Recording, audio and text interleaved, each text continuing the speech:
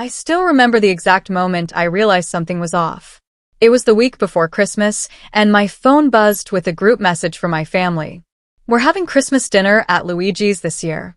You have to come." At first, I felt a flicker of excitement. I hadn't seen most of them in months, and Christmas was always supposed to be about warmth, laughter, and catching up. But there was something about the way the message was worded. It didn't feel like a genuine invitation. It felt like a command, a test. I tried not to overthink it. I replied, "Sure, I'll be there," and tucked my phone away. I kept telling myself that maybe I was just being paranoid. My family had always been a little complicated. There was Aunt Karen, who always had a story about someone she barely knew. Uncle Marcus, who somehow turned every conversation into a debate. And then my cousins, each carrying their little quirks and rivalries, all under the guise of holiday cheer. But this year, something about their messages felt different, almost calculated. When the day arrived, I dressed up nicely, trying to ignore the pit in my stomach. I wanted to believe in the magic of Christmas, the joy of family gatherings. As I pulled up to the restaurant, I noticed the valet was unusually prompt, almost too attentive, as if they were expecting me. I brushed it off. Maybe I was just imagining things. But the minute I stepped inside, the air felt heavier than it should on a festive night. The lights were warm, the decorations beautiful, but the smiles greeting me were too polished. "Finally, you're here," Aunt Karen said, throwing her arms around me with an exaggerated enthusiasm. Uncle Marcus clapped me on the back a little too hard. "We saved you the best seat," said my cousin Jamal, motioning to the table. And that's when I saw it. The table was set in a semicircle, not just for meals, but as if designed for a performance. Everyone's eyes were on me, and I had the creeping sense that the performance wasn't for fun. It was for something else. The waiter came over and handed me the menu. As I scanned through it, I realized the prices were higher than I remembered. Really high. And not in a fancy restaurant kind of way. They were expensive in a way that made me wonder if someone had already done the math. The conversations around me were flowing, people laughing, sharing stories, but every joke, every anecdote, felt pointed in a way I couldn't quite explain. It was like they were testing me, watching how I would react. I laughed when they laughed, nodded when they nodded, trying to blend in, trying to feel the warmth I had hoped for. But the pit in my stomach kept growing.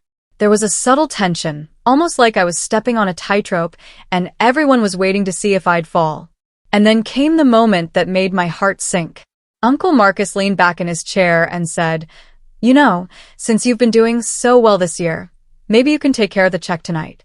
You're the only one in the family who's actually working full-time." His voice was casual, but his eyes were calculating. I forced a laugh, thinking maybe he was joking. But the way everyone at the table nodded, smiling in that unnerving way, I realized it wasn't a joke. It was a trap. Every smile, every compliment, every friendly gesture, they had all been carefully calculated to set me up for this moment. And suddenly, I wasn't part of a family gathering anymore. I was part of a plan I hadn't signed up for. My mind raced. How had it gotten to this? I had always been generous, always happy to treat people I cared about. But this was different. This was manipulation wrapped in holiday cheer. I could feel my palms getting sweaty as the waiter came back, ready to take our order. And that's when I noticed the way my family members were watching me, leaning back slightly, as if waiting for me to say the words that would seal the night. "I'll take care of it," I thought, clenching my jaw. But inside, I wasn't sure if I could. The conversation moved on. Aunt Karen talked about her new diet, Cousin Jamal complained about work, and Uncle Marcus casually mentioned a new car he was thinking about buying. All the while, I sat there, pretending to listen, pretending to be part of the laughter. But my mind kept drifting back to the check. I knew what they were doing. I could feel it in the way they glanced at the menu when I wasn't looking. I could see the subtle smirks that appeared when my eyes wandered. And the more I realized what was happening, the angrier I got. But I couldn't let them see that yet. Not tonight. As the first course arrived, a plate of pasta with rich, creamy sauce, I thought about my options. I could quietly slip out, pretend something urgent came up, and avoid the trap entirely. But leaving would come with its own consequences. Aunt Karen's dramatic disappointment, Uncle Marcus's subtle glares, the judgment of the cousins who would whisper about it later. I was stuck in a delicate balance between confrontation and compromise, and neither felt safe. I kept my focus on the food, trying to ground myself, trying to convince myself this was just another dinner. But deep down, I knew this was bigger. This was about more than money. It was about control, about the way my family had subtly cornered me into a role I hadn't agreed to. And the thought that I was alone in seeing it made me feel even more isolated. Then came the moment that made everything crystal clear. My cousin Jamal, leaning over with a glass of wine, said casually, "We just want you to relax tonight. Don't worry about anything. Just, handle the bill when the time comes. You've got this." His tone was friendly, but the words hit me like ice. They weren't here for Christmas. They weren't here for me. They were here for the money. Every compliment, every hug, every shared laugh had been part of a script, written with one purpose. I swallowed hard, feeling a mix of disbelief and anger. I had to figure out what to do next. Pay the check and quietly seethe? Call them out and risk a confrontation? Or maybe, just maybe, turn the situation in a way they never expected? I took a deep breath, knowing that whatever choice I made next would set the tone for the rest of the evening, and maybe for my entire relationship with this family moving forward. And just as I was gathering my thoughts, the waiter returned with the wine, setting it down with a polite smile. All eyes turned toward me again, like predators circling. My heart raced. I could feel the tension thickening. The laughter around the table suddenly felt hollow, the holiday magic completely drained. And at that moment, I realized that this Christmas dinner was going to be nothing like any other. How I handled this moment, this trap disguised as a celebration, was going to change everything. I looked around the table, meeting their eyes one by one, trying to read the intentions behind the smiles.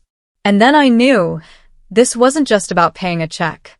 It was about proving something. About showing them that I wasn't someone they could manipulate, no matter how festive the evening looked. But the question was, could I do it without ruining the night entirely? Or was I about to walk right into the exact trap they had set for me? This sets up suspense, introduces key family characters, and creates a strong hook while keeping the language simple and human-centered.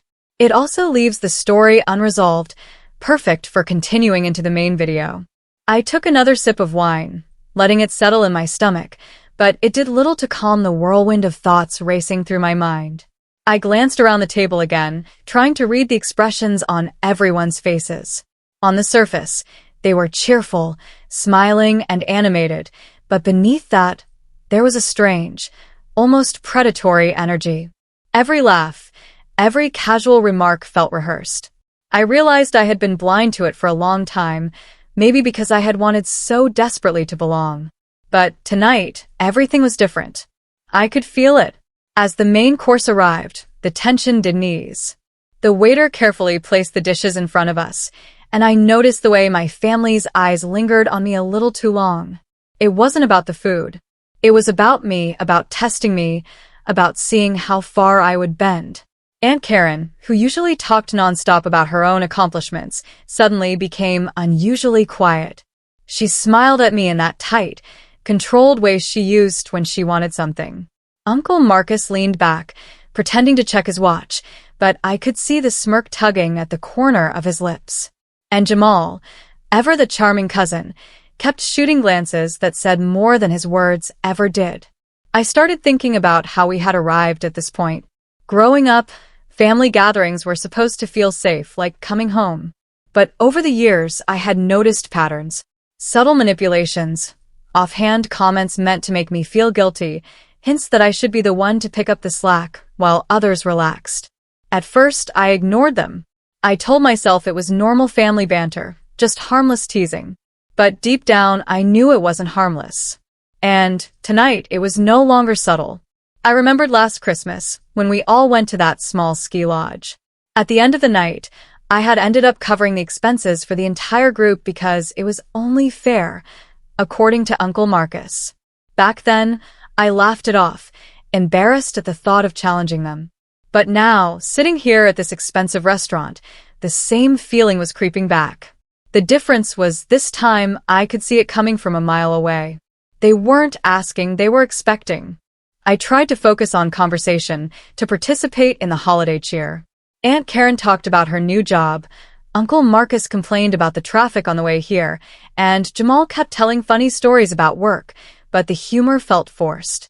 I started noticing little things I hadn't before. The way my cousin's eyes would dart toward the menu whenever I got distracted, the way my aunt's hand would hover near her wallet, as if reminding me of what was coming. Even the waiter's timing seemed off, arriving just as a family member mentioned something about handling expenses. It was subtle, but it was there.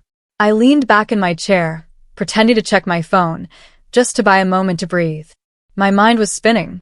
I had always believed family was supposed to be about trust, about sharing joy without conditions.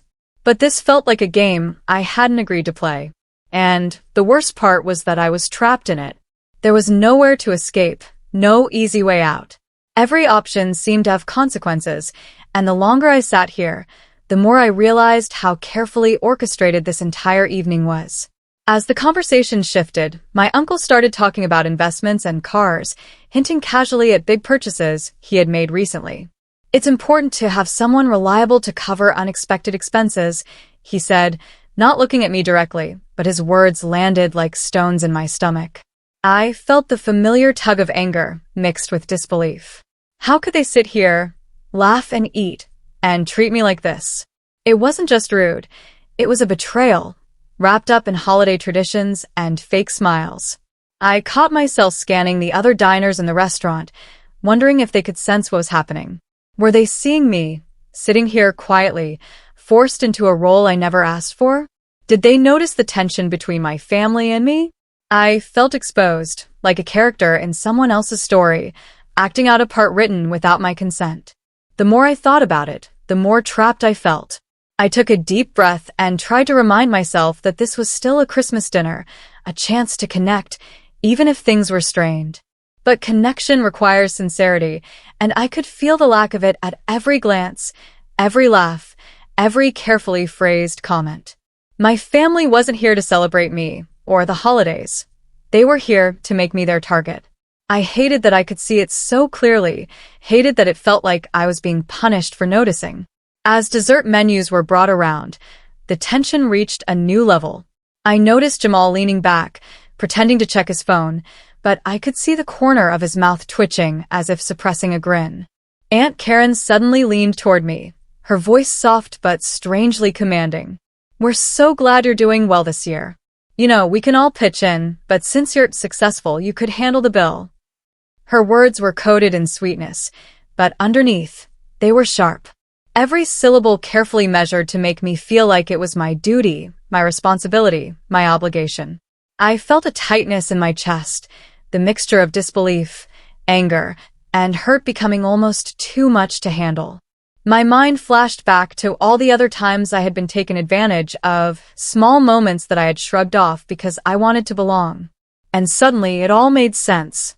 This wasn't just about Christmas or about money. This was about patterns. About a family that had learned how to manipulate me, how to bend my generosity to their advantage, and tonight, they were executing it to perfection. I looked at my uncle, who was chatting with the waiter, and wondered if he even realized what he was doing. Or maybe he did, and that was the cruel part. Maybe they all did. I realized that my anger wasn't just about the money. It was about recognition, about respect, about finally seeing my family for who they really were. And in that moment, I knew that I had a choice. I could play along, silently seethe, and let them have their way. Or I could find a way to push back, to reclaim some control over the evening, even if it risked confrontation. The restaurant around us felt suddenly smaller, the cheerful chatter of other diners fading into the background. All that existed in that moment was me and the invisible web my family had spun, waiting for me to act. I could feel my heart pounding, the anticipation building like the quiet before a storm. And I knew, deep down, that no matter what happened next, this Christmas dinner would change everything, not just my view of my family, but how I chose to interact with them from this point forward. As I reached for my glass, Pretending to sip, I caught a subtle exchange between Aunt Karen and Jamal.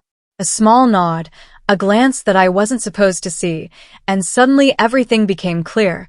They had planned this carefully, rehearsed the lines, set the stage. And yet, in that same instant, I felt a flicker of something else. Possibility. Maybe there was a way to turn the situation around. Maybe I didn't have to play the part they had written for me. But the question was, how? And more importantly, could I do it without losing myself in the process? And that's when I noticed the check arriving at the table, neatly folded and placed in the center, like a silent challenge. Every eye in the family flicked toward me, subtle but unmistakable. The air seemed to thicken, the room shrinking around us, and I realized that the moment I had been dreading all evening was finally here. I had to make a choice, and whatever I did next would set the tone for everything that followed. This continuation deepens the family dynamics, builds suspense, and expands the context, setting up tension without resolving it, perfect for keeping viewers engaged and eager for the next part. I stared at the check in the center of the table, my fingers tightening around the edge of the menu. The restaurant around us hummed with holiday chatter, the clinking of silverware, and the soft murmur of other diners, but none of it reached me anymore.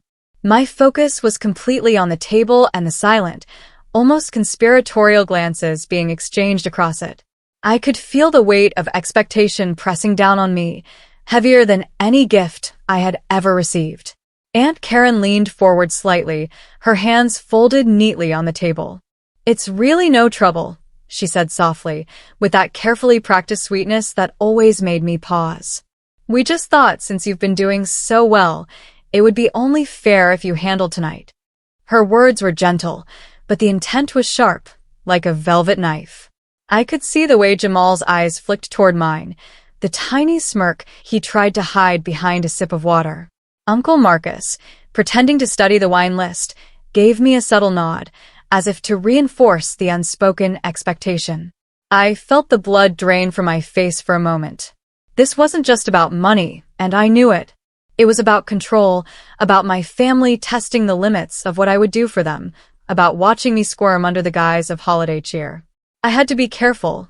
Any wrong move could turn the evening into a disaster, but playing along would only make me part of their manipulation. My mind raced through all the possibilities, trying to find a way out without humiliating myself or triggering an argument. As I considered my options, my cousin Jamal began telling a story about his new apartment, the way he had decorated it with lights and ornaments. Normally, I would have laughed along, but tonight, his laughter felt like a challenge. Every word seemed calculated, like he was trying to distract me, to make me feel like going along with the check was just part of the conversation. I caught myself analyzing everything, his tone, his body language, even the timing of the punchlines. Everything felt orchestrated.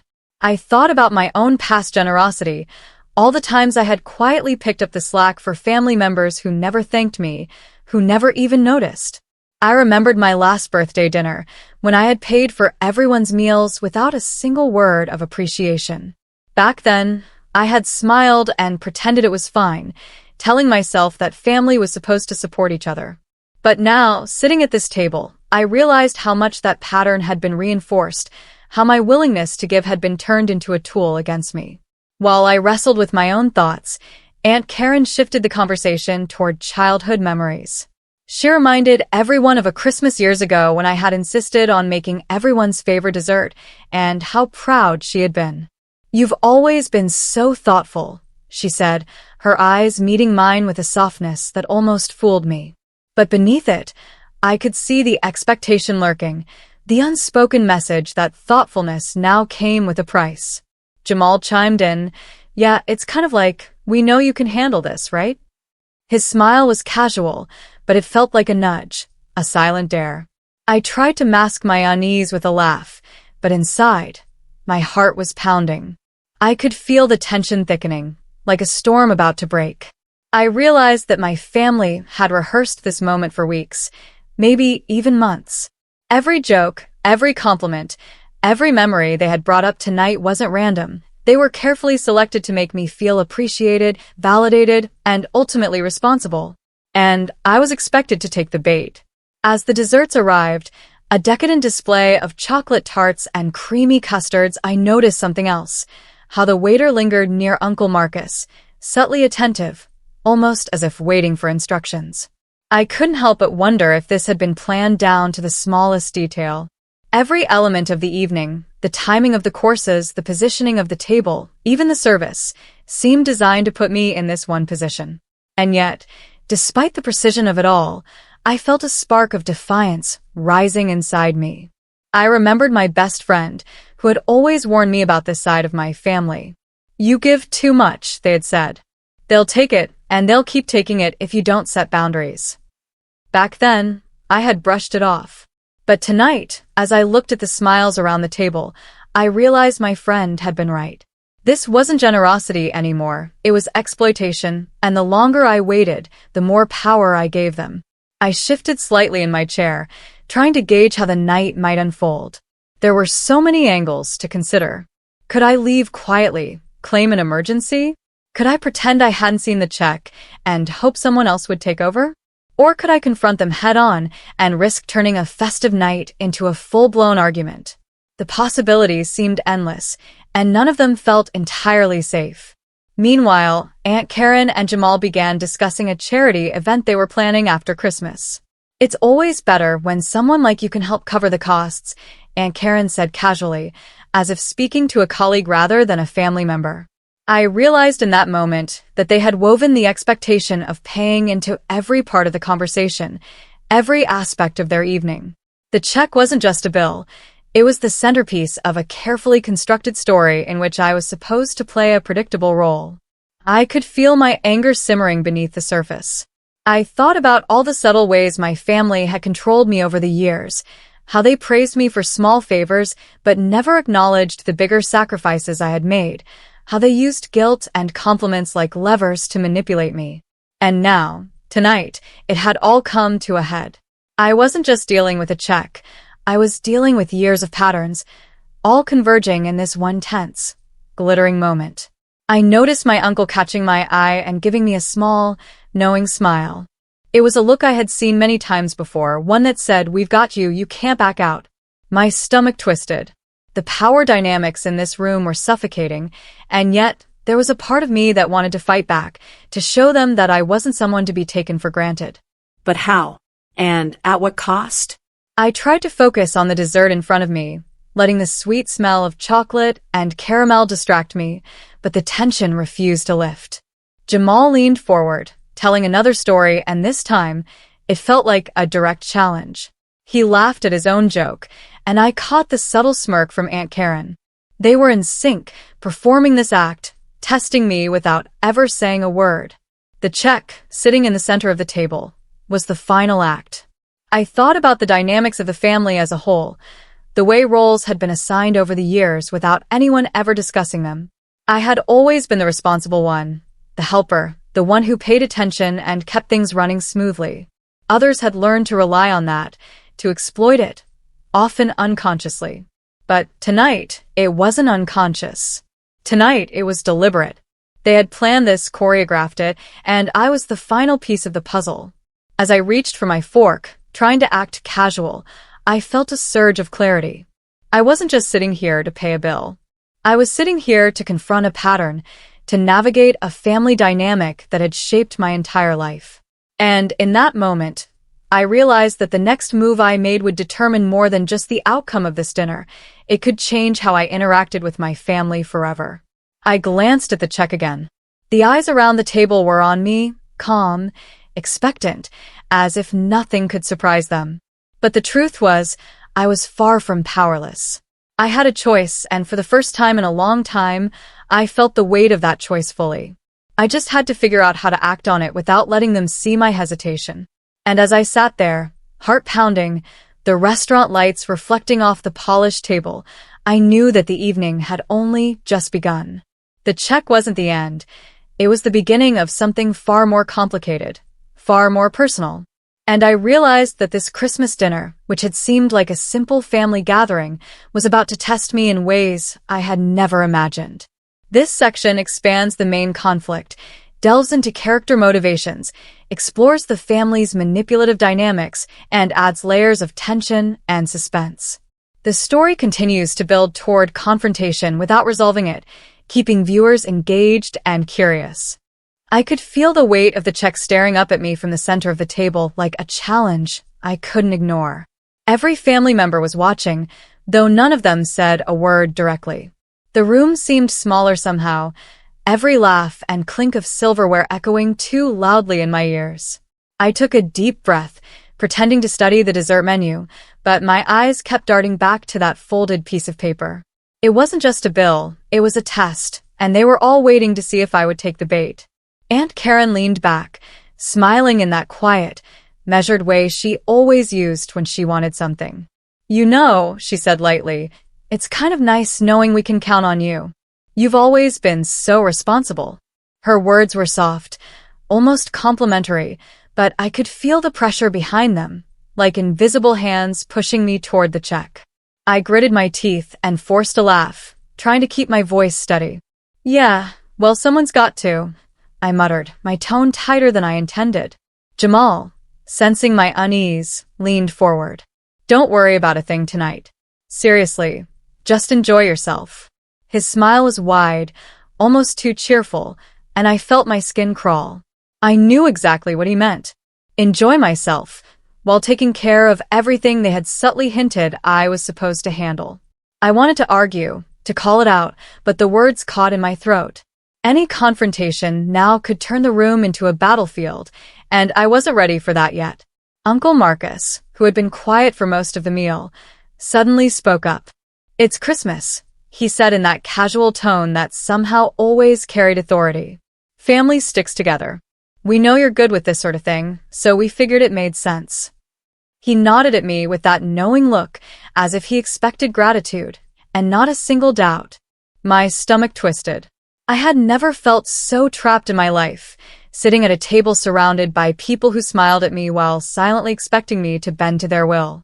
I tried to focus on the dessert in front of me, a rich chocolate tart topped with berries, but it tasted like ashes in my mouth.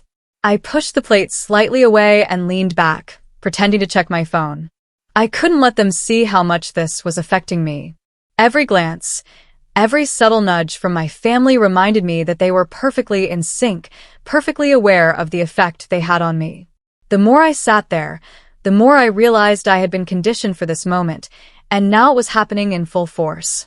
Aunt Karen started reminiscing about old Christmases, stories of family vacations and shared gifts, trying to soften the tension with nostalgia. But instead of comfort, her words only added pressure.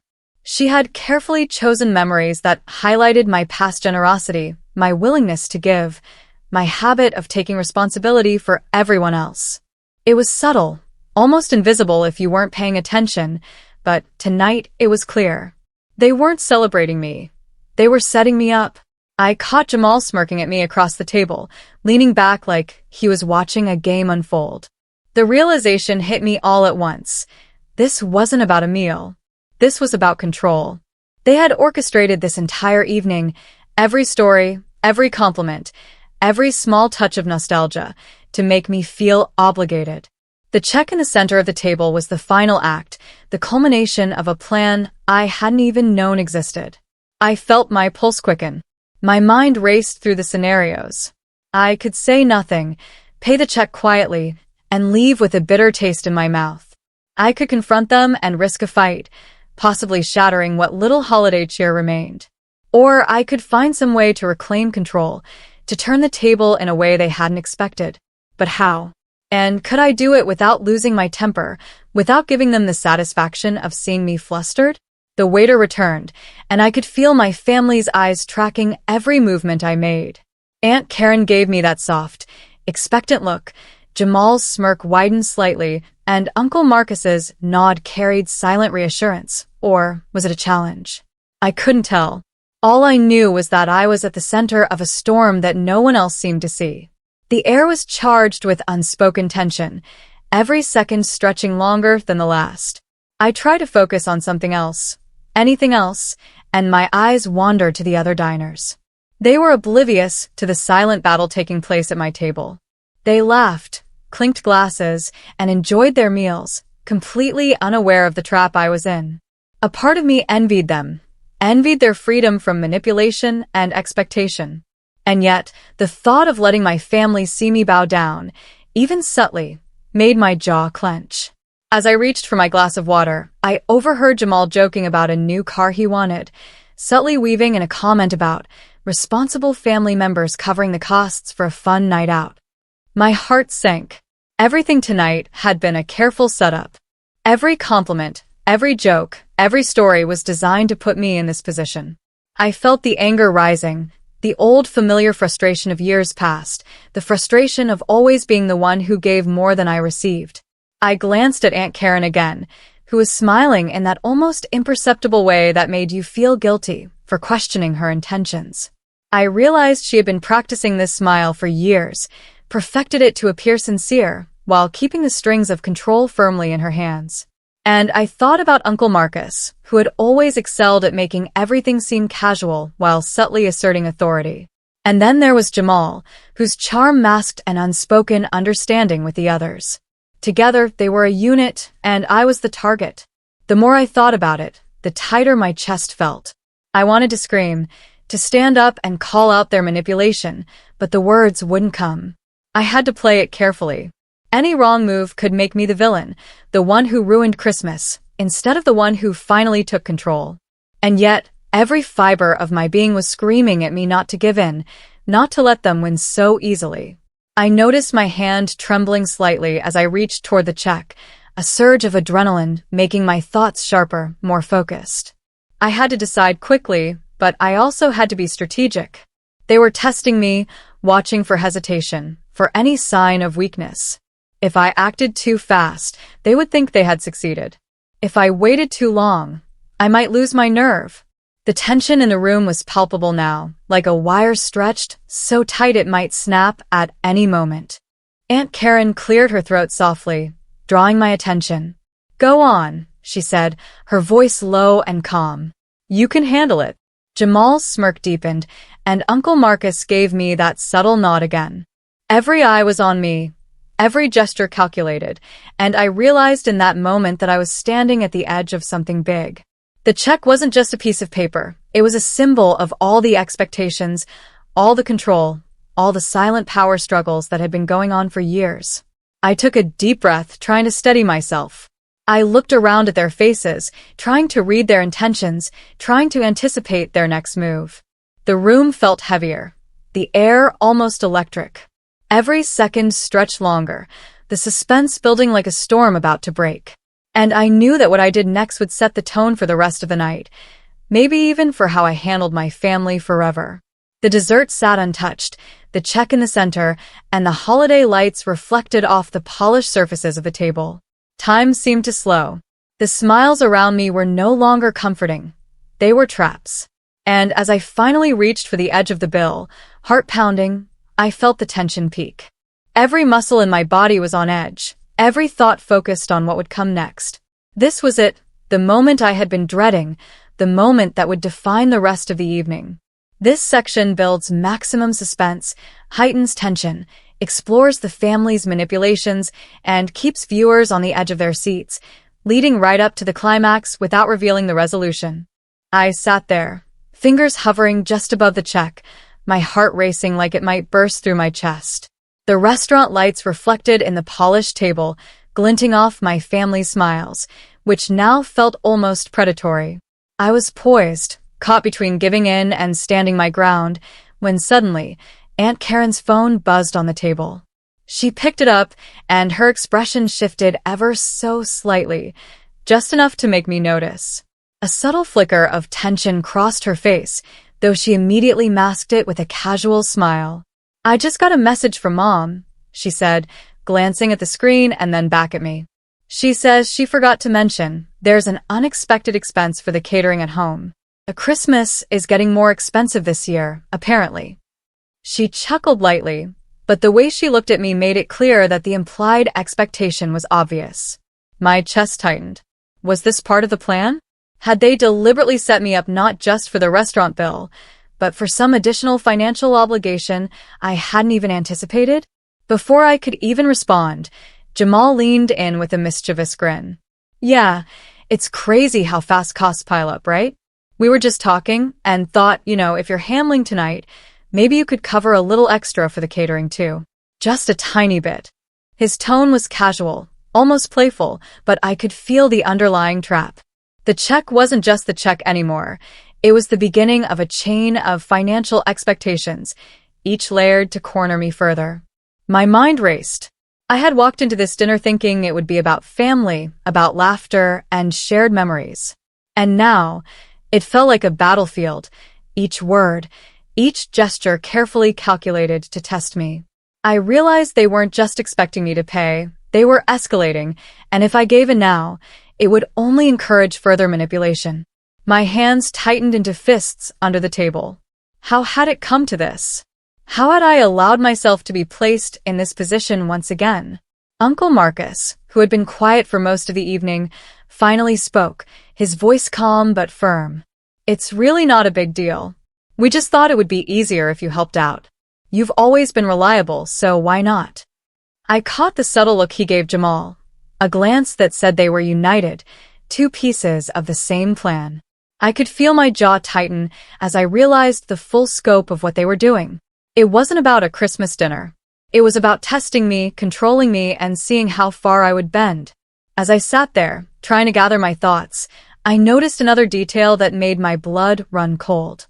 Across the table, Jamal had subtly shifted some papers, almost as if to hide them.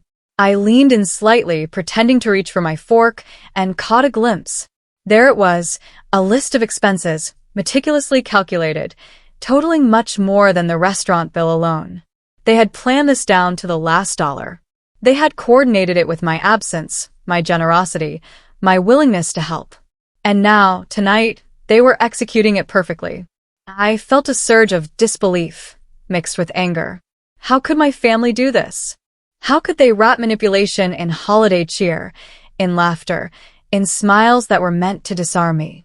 My mind flashed through memories, old family dinners, small favors I had done, moments I had sacrificed for them, each one suddenly taking on a new meaning. I realized that I had been caught in the same pattern again, and they had escalated it. This was no longer just about paying the check. It was about control, about proving a point, about seeing me follow their plan without question. Aunt Karen's voice broke through my thoughts again. Oh, and by the way, I heard from her cousin Lisa. She said she might drop by later, and she mentioned she can't contribute this year, so maybe you could help cover for her too. Her words were innocent on the surface, but the implication was obvious. They weren't just escalating, they were piling expectation upon expectation, testing not just my patience, but my sense of obligation, my sense of responsibility, everything I had built around being the dependable one. I could feel my palms getting sweaty, my chest tightening further. The tension at the table was almost suffocating. My family sat there, watching me, waiting for my reaction. Every laugh, every polite smile, every soft word was part of the trap. And as I looked from Aunt Karen to Uncle Marcus to Jamal, I realized that they were in perfect sync. It wasn't just a plan, it was a performance, and I was the final act. The dessert sat untouched in front of me, the chocolate tart now mocking me with its sweetness. I took a deep breath, trying to steady myself, but the adrenaline made my thoughts sharper, almost frantic. I realized that if I gave in now, it would only embolden them. And yet, if I pushed back too soon, I risked creating a scene that would be remembered for years. The stakes had grown higher than I ever imagined, and the evening was spiraling into something far more complicated than a simple Christmas dinner.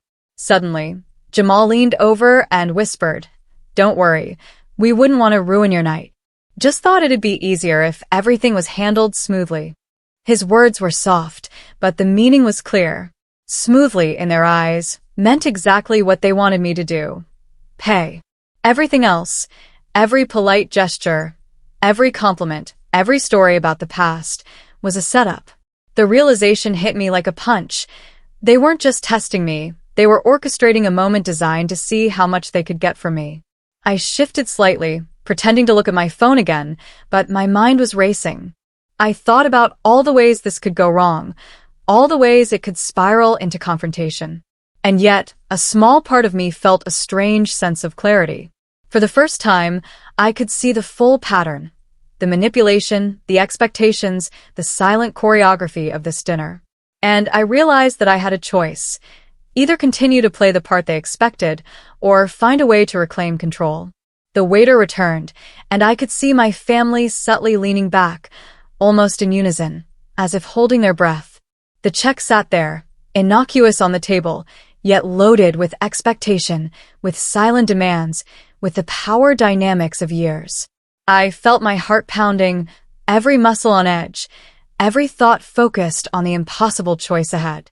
The tension had reached a breaking point, and I knew that whatever happened next would determine not just the rest of this evening, but the way my family interacted with me moving forward.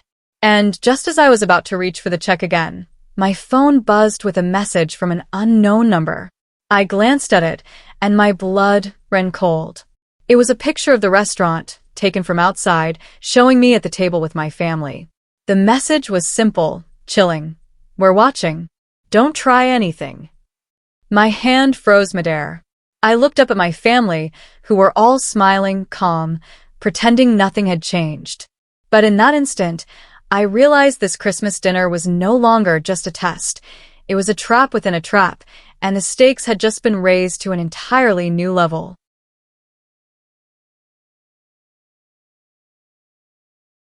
My hand hovered over the check for what felt like an eternity. The weight of every expectation, every hidden motive, every subtle manipulation my family had laid out over the years pressed down on me. I could feel my pulse pounding in my ears. For a moment, I imagined just giving in, pulling out my card, and letting them win, but then something inside me snapped. I realized I had been giving in my whole life, quietly letting patterns repeat, and tonight, I didn't have to anymore. I pushed the check slightly back toward the center of the table.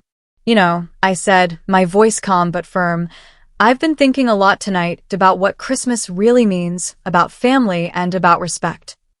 The table went quiet, each person caught off guard by the shift in my tone.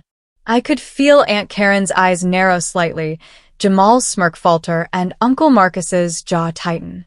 This was my moment to take back control. "I came here expecting to enjoy a meal with my family," I continued, keeping my gaze steady, "not to be set up to pay for everyone's fun or to be manipulated. If Christmas is about anything, it should be about sharing, not taking advantage of each other." My voice grew stronger with every word, and I saw for the first time a flicker of surprise cross their faces. They weren't used to me speaking up like this, to drawing boundaries, to refusing to play their game.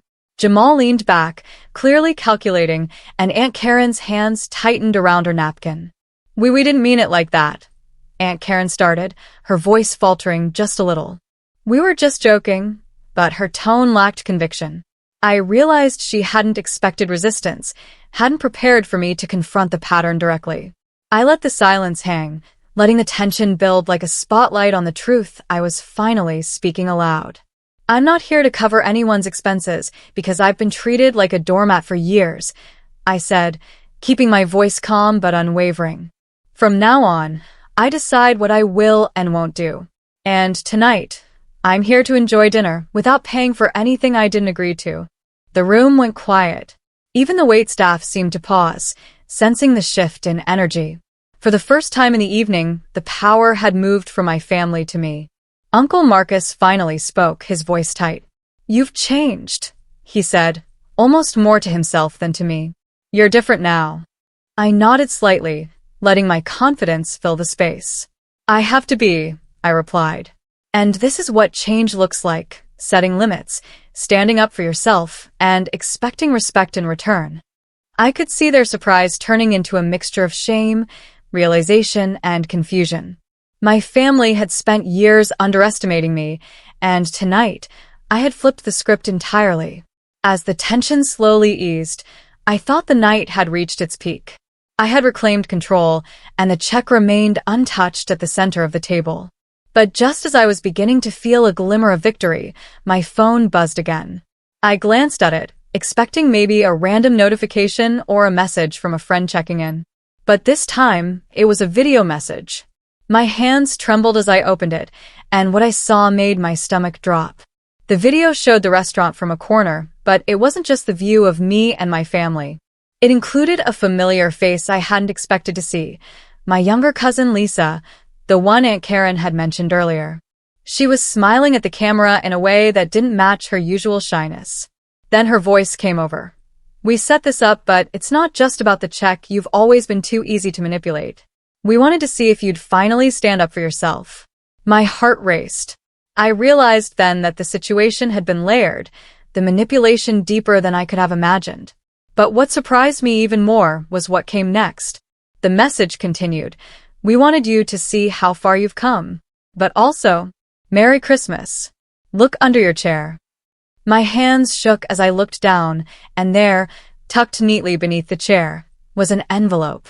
Inside was a note with a simple message. "We respect you. Thank you for standing your ground."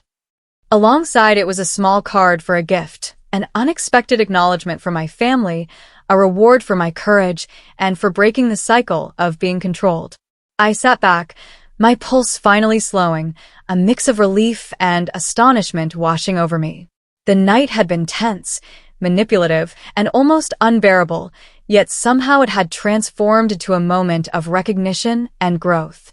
My family, in their own convoluted way, had orchestrated the challenge, but instead of breaking me, it had given me clarity, strength, and a newfound sense of self-respect. I looked around the table at their faces, Aunt Karen, Uncle Marcus, Jamal, even Lisa, and I realized that in confronting the manipulation, I had changed the dynamics forever. There was still tension, of course, but it had shifted from being a weapon against me to a challenge I had met head-on. I could finally breathe, knowing I had taken control of the evening and, in a way, my relationship with them moving forward. And just when I thought the night had settled into a quiet resolution, Jamal leaned in with a sly grin. "By the way," he said, voice low and teasing, "we might have a little something extra waiting for you at home. Something to really keep you on your toes." I froze, my mind racing again, realizing that even though I had faced the trap at the restaurant, the story wasn't entirely over. My family still had a knack for surprises, and this Christmas had taught me that even the most carefully laid plans could come with another twist I hadn't expected. I smiled, a mixture of exhaustion, triumph, and cautious curiosity settling in. Tonight had been a test, a challenge, and a revelation all at once. And while I had emerged stronger and more aware, I knew one thing for certain. This Christmas dinner would be remembered, not just for the tension, the manipulation, or the check, but for the moment I finally stood up for myself, even as my family reminded me that life always had another twist waiting around the corner. This climactic section resolves the main conflict. Your protagonist stands up to the family manipulation, while including a final unexpected twist to keep the audience engaged and leaving room for future curiosity. After the initial shock of the video message and the note under my chair, a strange calm settled over the table. The tension that had been coiling around us like a tightly wound spring finally began to loosen. My family had seen me confront the manipulation directly, and for the first time in years, I felt the balance shift. I realized that the evening wasn't just about the check, or even about me standing up for myself. It was about everyone finally acknowledging that family could challenge each other, yes, but also support each other in meaningful ways. I looked around the table, taking in their expressions. Aunt Karen seemed a little softer, her usual carefully rehearsed smile replaced with one that actually felt genuine. Uncle Marcus, still trying to maintain his composure, gave me a small nod that spoke volumes. It was respect, subtle but undeniable. Jamal leaned back in his chair, smirk fading into something more like admiration, while Lisa, hiding partially behind her dessert plate, gave me a shy grin that suggested a little complicity in the surprise she had helped orchestrate. Somehow, even through manipulation and tension, the family had chosen to show me recognition rather than resentment. I finally reached for my glass and raised it slightly. "I think we all learned something tonight," I said, keeping my tone warm but firm. Christmas isn't about who pays or who manipulates. It's about honesty, respect, and appreciating each other. There was a pause, a rare moment of silence that felt almost sacred, before Aunt Karen nodded slowly. "You're right," she admitted. "Maybe we went about this all wrong. But I'm glad you spoke up. It's refreshing, actually." Her words weren't just an apology. They were a recognition of growth, both mine and hers. Jamal leaned forward with a small laugh, attempting to lighten the mood. Okay, I admit it.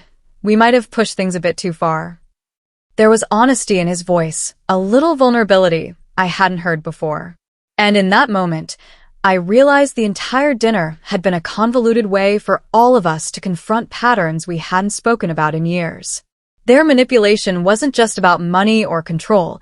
It was a reflection of habits, misunderstandings, and expectations that had been quietly building over time. We all settled back into our chairs, the desserts now feeling less like threats and more like comfort. I realized that what had felt like an elaborate trap was actually a turning point, a test of character, of boundaries, and of family dynamics. And even though it had been stressful, even though I had felt cornered and exposed, I couldn't deny that it had taught me something invaluable. I had learned to recognize manipulation, to stand up for myself, and to communicate boundaries without losing connection to the people I cared about. The conversation slowly shifted toward lighter topics. Uncle Marcus began telling a story from his childhood, one of his more embarrassing moments, and even Aunt Karen laughed without her usual calculation behind it. Jamal shared a small victory from work, and Lisa chimed in with a new hobby she had picked up. The laughter felt genuine this time, unburdened by expectation or hidden agendas.